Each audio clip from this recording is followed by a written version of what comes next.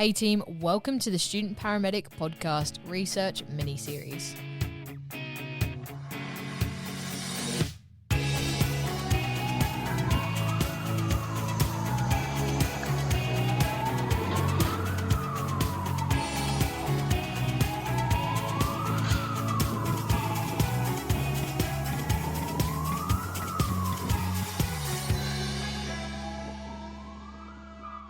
Hey team, welcome back to the Student Paramedic Podcast and a very warm welcome to our very first episode of our research mini-series.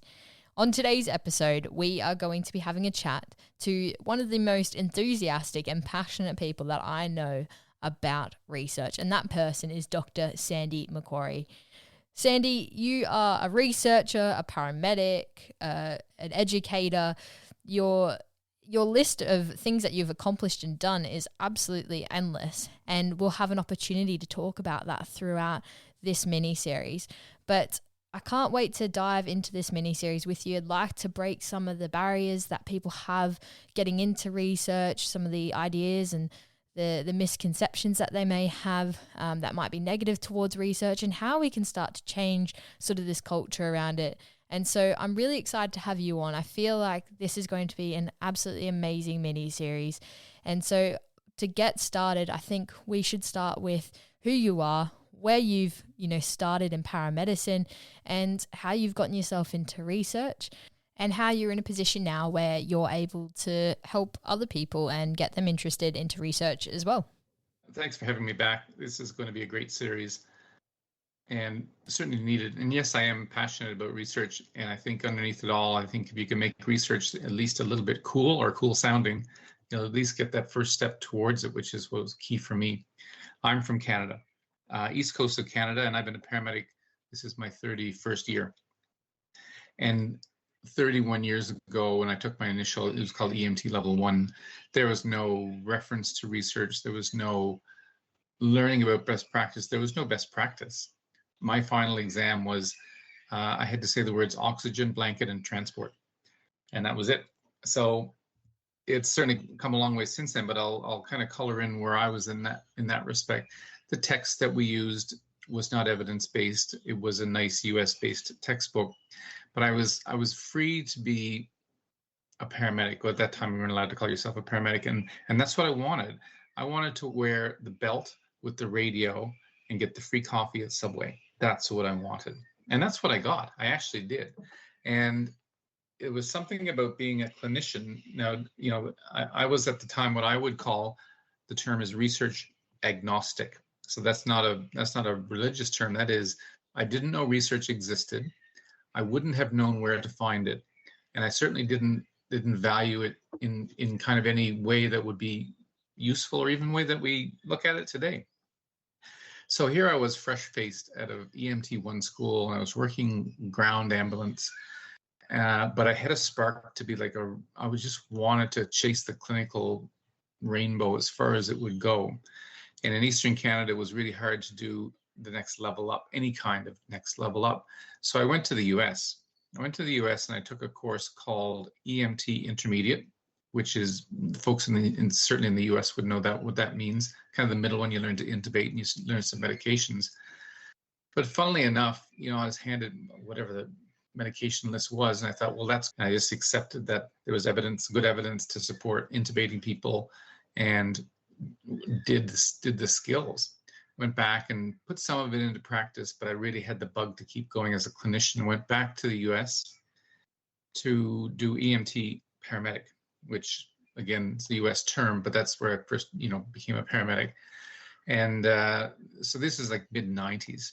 Now, I was starting to understand the scope of practice of these three levels, the fact that I had come from an area of Canada that had not yet embraced any of that scope, really. And I thought, well, as I was going back and forth to Prince Edward Island for where I lived, to Conway, New Hampshire, which was actually a pretty forward-thinking, very progressive paramedic program. It's taught by a guy by the name of Dave Tauber, who's still around. And they challenged me in my clinical skills, knowledge, and attributes. Not so much research, but those ones. So I was clinically, I think I was on point.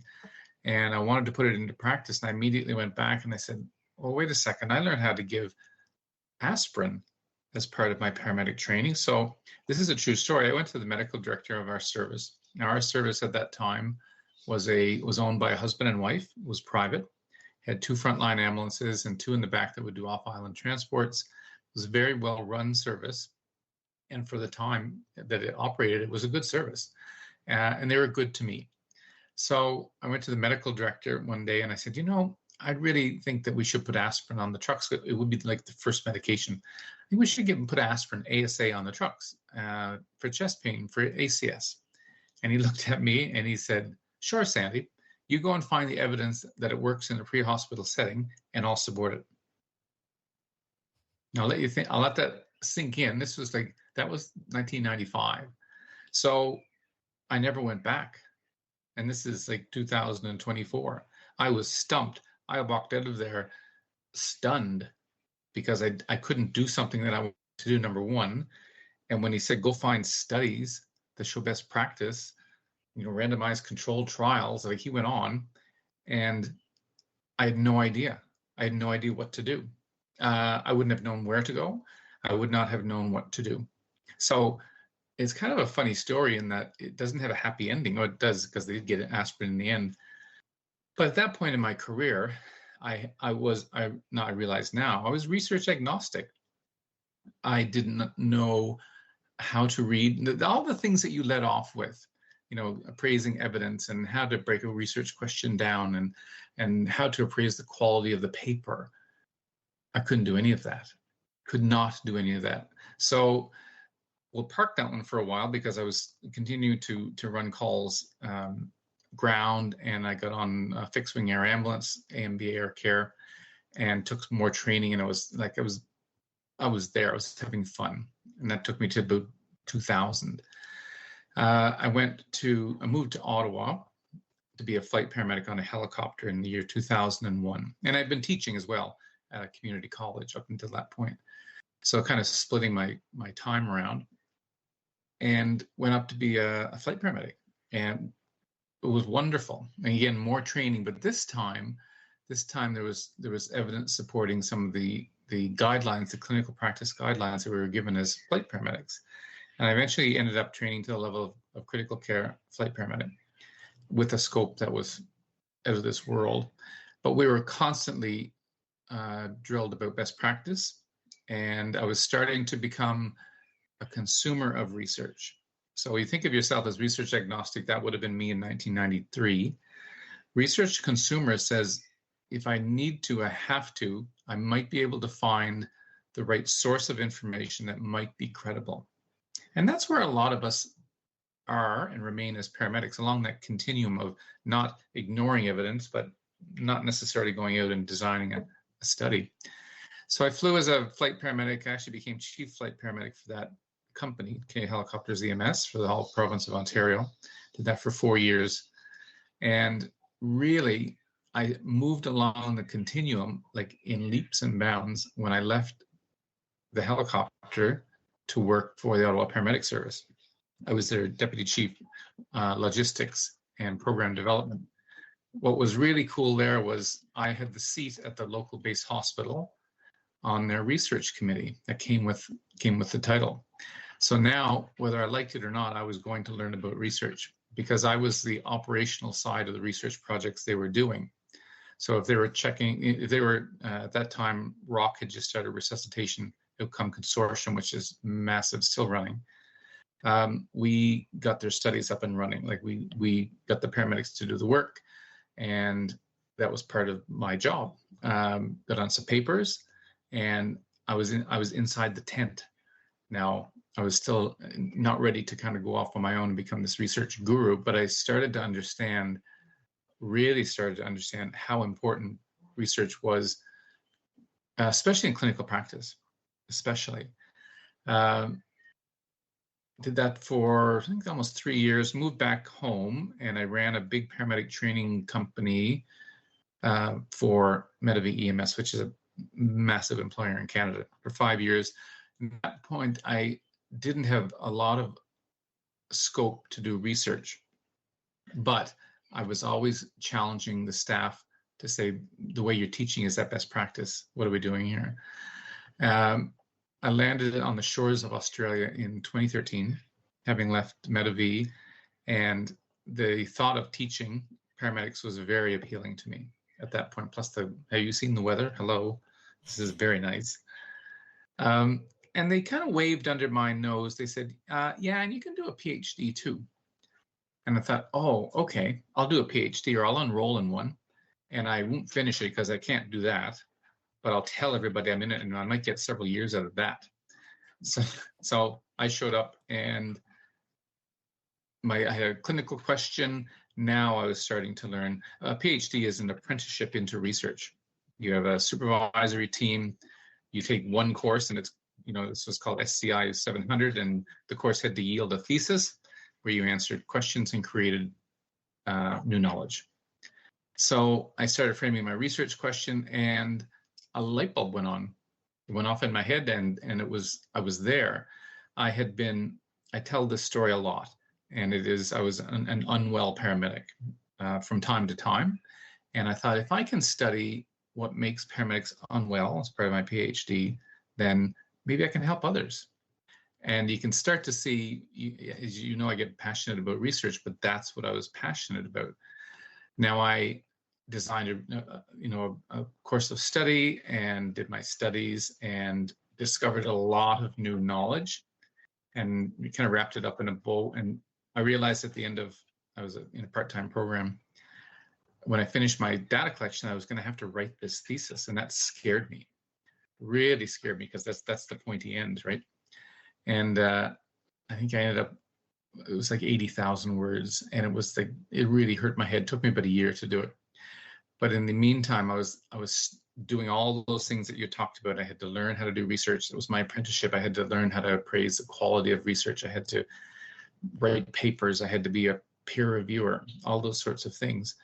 So by the time I got to 2019, I had graduated. And the other thing that I had done along the same time was, with the students at the university, Charles Sturt University, I was lighting a fire of interest under them about research, but in a fun way. So we would do kind of cool things like explore. I'd say, we're not going to we're not going to give you any fluid in your trauma kit unless you can explain to me that it's useful. And they would get so mad. I do it every year. They get so mad, and they'd run away, and they'd come back, and they said, you can't do that. And I said, yeah, watch me. So they'd come back the next week, and they'd say, Sandy, kind of goes both ways here. And I'm going, perfect. So they presented, they did posters, they did articles. A group of 5 students taught us how to be better debriefers, and they won a National Research Award. And they started a paramedic research conference called Dare to Know Paramedics, which is still running. We started a research scholarship that didn't yield money. It yielded mentor time. So if you were a student, you could apply for the scholarship office and win 10 hours with an academic, and you could do a project. And that is still going. We won an award for that one. So the students were taking on these projects. These were non-assessable items, but yet they were doing them, and more and more and more. And it was helping them not only find their way towards the profession of paramedicine, but they were taking these things to the job interviews with them, and they were sliding them across the desk. And I'm thinking, this is pretty good. So that continued. I had moved up to Griffith 5 years ago, and I taught in the Griffith Paramedicine program as a senior lecturer. And it was just carbon copy. Now you crossed paths with me along that way, and you understood, or maybe you can put 2 and 2 together now and say, oh, that's how you work. And I try and make it the least little bit cool, because it can be so dry, you can hardly spit. But if you say, I need an answer to this question because it's really puzzling me. Like, why do paramedics start so many dirty IVs, I would say, in trauma? And they would say, oh no, ours is clean. And I'll say, well, prove it to me.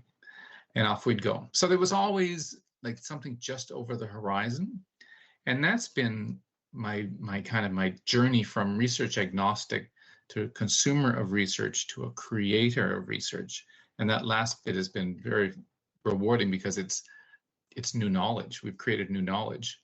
And on the kind of get motivating paramedic students to do things, I did a paper on it with a colleague of mine, John Ray, and we explored how you get students to, I call it like a discretionary motivation, but how do you get them to do things, to want to do things that you're not getting a mark for? In fact, it's going to be a lot of work. And we published it in the Irish Journal of Paramedicine. It's called Out of Alignment, how paramedic students take on non-accessible items. Very boring.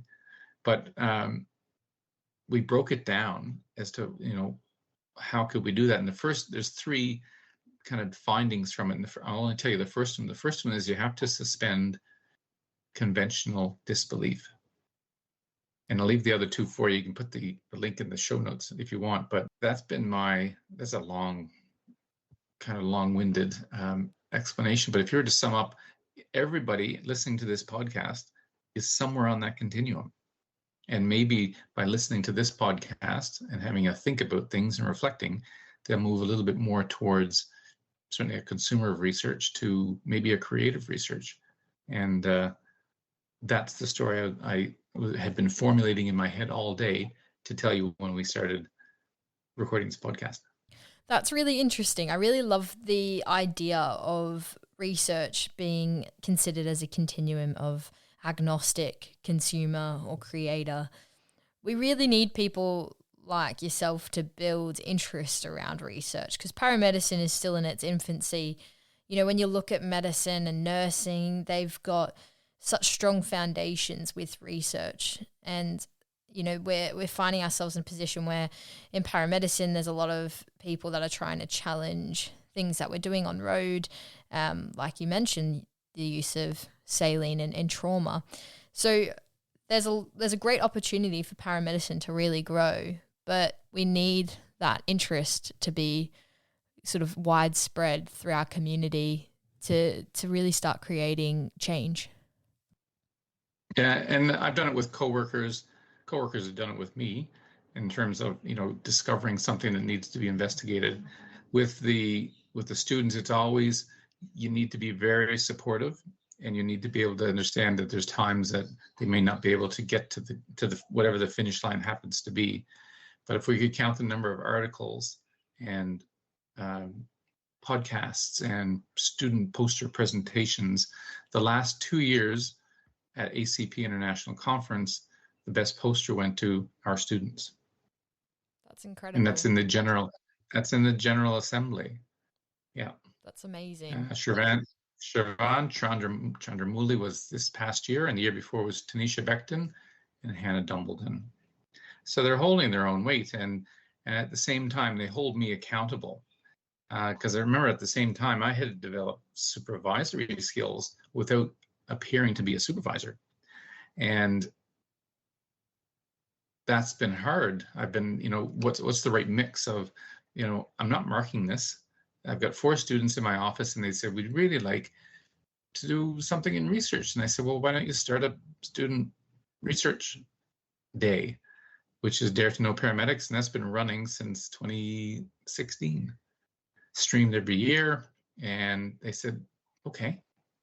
And off they went and they did it. But at the same time, it was sparking interest amongst coworkers who some were way ahead of me in terms of research ability, some were kind of the same level as me, and they were also embracing this. And there's always the ability to have an output, and it doesn't have to be a peer-reviewed article. In fact, it shouldn't be. That's hard. So I find part of my philosophy is to make it like the goal has to be like really achievable and you can see it, or you can paint the concept enough so that they can see it. And as I said, the group that did at that time, the Paramedic Research Conference, were able to envision it. And they presented to us as faculty. They said they wanted to do it. They organized it. They helped fundraise for it. And their legacy lives on. I've done other things. I've created a research award that stayed at Charles Sturt University, kind of honoring a friend of mine who I used to work with. And it's given out each year to students who do research. And it's kind of, it's just a nice recognition. So it comes around, I recently went over my list of publications, and I think I've encouraged more publications than I've actually kind of written or been first author on. So it's been very satisfying in that respect. But you're right. Now you've got the viewpoint of having just finished your undergraduate in paramedicine. When you finished there, where would you think you would have been on that continuum? I think at that stage, when I was leaving university, I probably would have been on the consumer stage of research, probably more so leaning towards still agnostic in a way, just due to the fact that I'd still gained some knowledge and some insight into research through university, and also through yourself and doing the podcast. But I don't think I'd fully understood or had a grasp on how important or kind of the role there was for research to have in paramedicine, and in particularly in my own practice. So I'd say mainly consumer, but not quite as probably far into it as I am now. And you come from a degree background, and of course Australia, the UK, and South Africa train their paramedics in university as an entry to practice. So you have an advantage, but you would have taken a course called probably research methods or research methodology. How was that? Yeah, so we did that subject at the end of our degree. I would have found it much more beneficial, I think, at the beginning of the degree. The thing that I struggle with quite a lot is actually critiquing evidence and seeing what's the most, accurate and beneficial piece of evidence to use for assignments and practice and things like that. So that I feel like was a bit of a missed opportunity. In terms of enjoying it, I found it quite rushed, I guess, because university sometimes can feel a bit rushed at times with everything that's going on and doing multiple subjects at once. And I felt like I would have needed a little bit more time to really break it down. So I found the content quite interesting.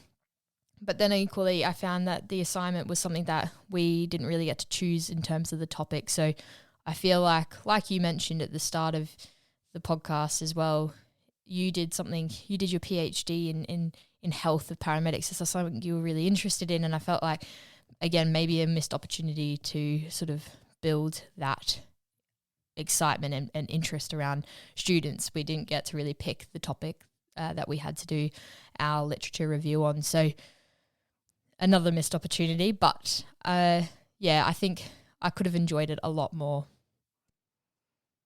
Yeah, and I think we'll need to dive into that, if not in this episode, certainly in the next few that are coming up.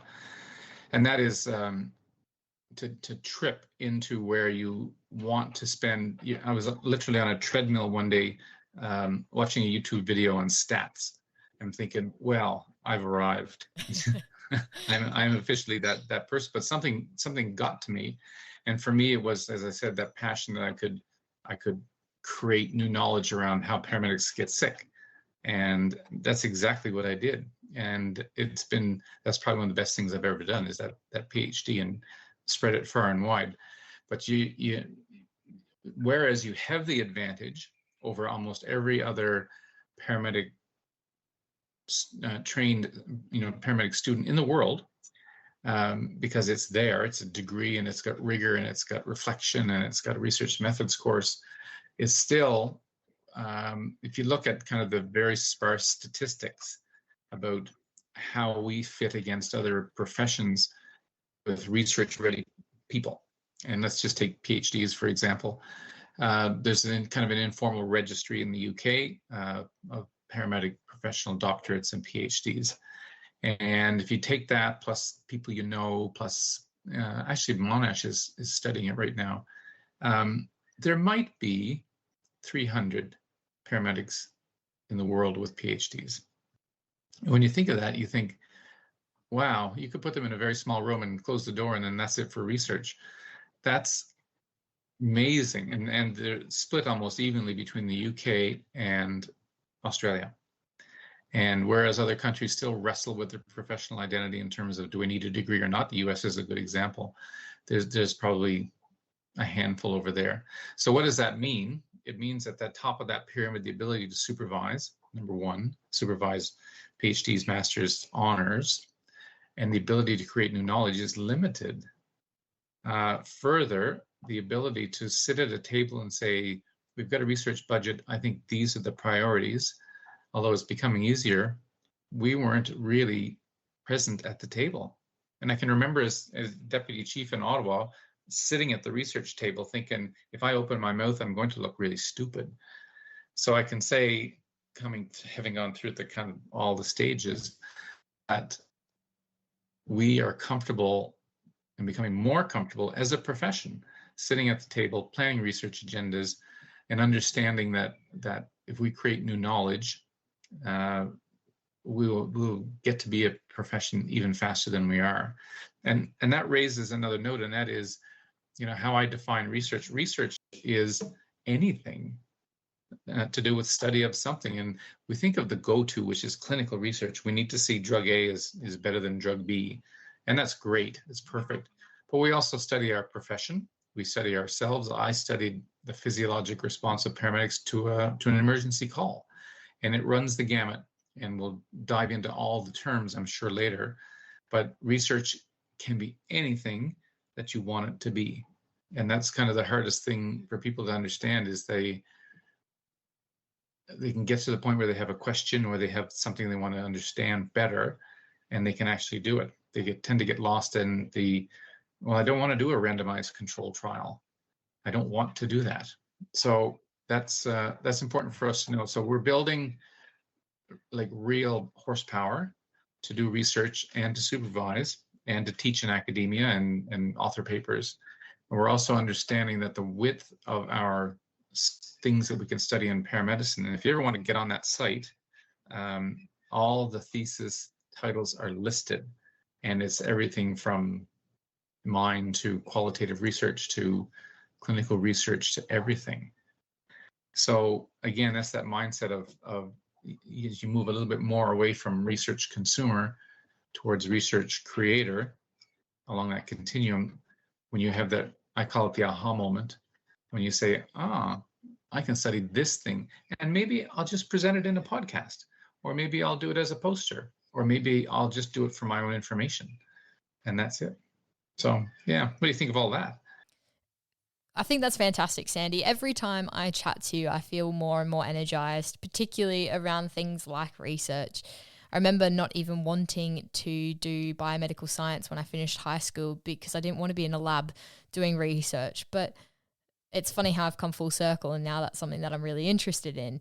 And you break it down into such easy sort of bite-sized pieces that make it seem so simple to get involved with. And I think that's what we really need. Like we mentioned before, we need people to get interested and want to do things, and we need people like yourself to really be in those positions to encourage students and colleagues along the way to get involved. And so I feel like this is a really great sort of introduction into our mini-series, because it seems like we are going to hopefully change some minds and attitudes. You are changing my own attitude around research, so I'm really excited. There's also a really exciting part of research which you haven't touched on in your initial about yourself in terms of research, and that's you get to do some really exciting and cool things with your research.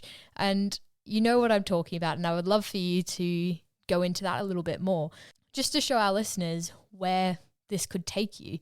So it's up to you, but I'd love for you to share that. Yeah, absolutely. So whereas I was kind of this sick paramedic who wanted to figure out maybe why I got sick, I'm not sure I ever found the answer to that question. But in studying the health of paramedics, it opened up this wide pathway, because everybody has one thing in common: they have health. So since that time, I'd honed in on a particular technology called biometric monitoring, where you wear a shirt that's got a whole bunch of wires in it, and it opened up the world to me. And since that time, let's say most specifically the last 5 years, not only have we studied paramedics and paramedic students and police officers and tactical police officers and stunt pilots and early childhood educators and pharmacists and academics and just about everybody under the sun you can put a shirt on, you can do a study on. It's not, there's a lot more work to it than that. We were able to use some of my technology to do a stress study on Chris Hemsworth for the Disney show called Limitless, where he was in episode 1, which is all about stress, and they wanted to show biometrics, like what was happening inside of him. So I was involved with that show, and I've been involved with a couple more shows since then, one of which I think is just about to come out. And it also opened up kind of that area of showing people. And you're right, I moved sideways a little bit to say, if we had these shirts and they accurately measured things like heart rate variability and you could explain it, would they be useful for people's health? And the answer is yes. So into those studies, we're starting to move into heart rate variability. I've done some work with some folks that do consulting and training in the area, stress and stress management. And I'm enthralled with the autonomic nervous system now and conscious control of it, heart rate variability, combinations of breathing and mindfulness, which we started 5 years ago with one of our honor students, and how far that can go. I think we're just at the very tip of the iceberg in terms of what lies beneath, in terms of how we can not get rid of stress, because we can't, but how we can either mitigate it or embrace it to the point where we can make it through those most stressful moments and or anxious moments and be productive as a paramedic or as an early childhood educator or as Chris Hemsworth, who got stressed, by the way, with some of the things that they made him do in the show. So yeah, I will stay in that area, and I guess I'll segue for just a moment. I left academia last October, and I started a company called the Edge Human Performance Group. And it's taking all of those skills, knowledge, and attributes that I learned in academia and packaged them up. And if you need help with learning and teaching or tutoring but research design and execution is a big part of what I offer. And doing it in a way that is not, is the least daunting possible. Research at the pointy end, when you're doing ethics and you're putting in big grants and you've got a research team, is hard work. At that end, it's really hard work, very rewarding. The percentage of successful grants is actually quite low, so you have to do lots of them. But now with Edge, I offer myself up to say, if you need some help studying a new product or getting a grant across the line or things like that, or if you're a student that wants a little bit of help in the research methodology course to understand the concepts, I'm your person. And that's been very exciting for me these last kind of 6 months. I'm going to put the link to your Edge Human Performance Group into the show notes so our listeners can get in touch with you throughout this mini-series and afterwards about any questions they may have in this space. When we first spoke in terms of doing this mini-series, you recommended that I read a particular textbook, and that textbook was Introducing, Designing and Conducting Research for Paramedics. I bought it that afternoon, and I'd been reading it ever since. And it's a great resource to go read more about the topics that we speak about in this podcast. And they do it in such an easy to follow, really simple way. And it's really intriguing all at the same time. So we really do recommend this resource. And we're incredibly lucky that Elsevier are giving away 5 of these textbooks with us in correlation to this mini-series. So that's incredibly exciting. There are going to be details on how to get your hands on one of these textbooks on our Instagram page, which will be linked below in our show notes. So keep an eye out for that one. Yeah, absolutely. And that it is an amazing textbook. I've got a copy as well. And to have it, well, it's written across from not an Australian viewpoint, but from the mature researchers that mostly reside in Australia. And they're just incredible. And I don't know if it would have made any difference in my continuum 30 years ago to have this in my hand, or I would just set it down and head to Subway for my free coffee. But knowing that it's here now and it's so easy to read is such a big help. And you're right, the Elsevier folks who I've worked with on some of their other textbooks before are a great group, and they've given you the opportunity to share a few copies of that book. Well, Sandy, it's been an absolute pleasure having you on for our very first episode of the research mini-series. And it's been really cool hearing your insight and your journey as a paramedic and into research, because every time I talk to you, you're always really excited about getting other students on, all these other people that you are encouraging to get into research on for the podcast and when we have discussions, which is incredibly admirable. But it's been awesome getting to know more about your experience, and I'm really looking forward to what the rest of this mini-series has in store. Yeah, that's very true. Yeah, I'm pleased to be able to tell you about my own research journey. I don't get to tell it too often. You're right. I hide behind others. I do. You know that. But so I thought I gave it serious thought over the last few days about how I would present my own journey through research, and that's exactly how it went down, at least the way I remember it. Well, team, there you have it, our very first episode of the research mini-series, where we have learnt more about Dr. Sandy MacQuarrie, who's going to be helping us break down all things research in the coming episodes.